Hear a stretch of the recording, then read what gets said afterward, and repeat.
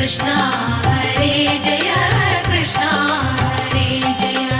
ഇമ്പത്തൊടു ജീവൻ പുലരാനമ്പോറ്റി നിന്നുടെ അമ്പലം മുൻപിൽ തല കൊമ്പിടുമടിയനു സമ്പത്തും ഭാഗ്യവുമേകു പാരിന്റെ സ്ഥിതി കാരകനാം നേരിന്റെ സർവോത്തമനെ ഊരും മമ ഉയരും കാക്കുക ഗുരുവായൂരേശ മുകുന്ദ. കൃഷ്ണ ഹരേ ജയ കൃഷ്ണ ഹരേ ജയ.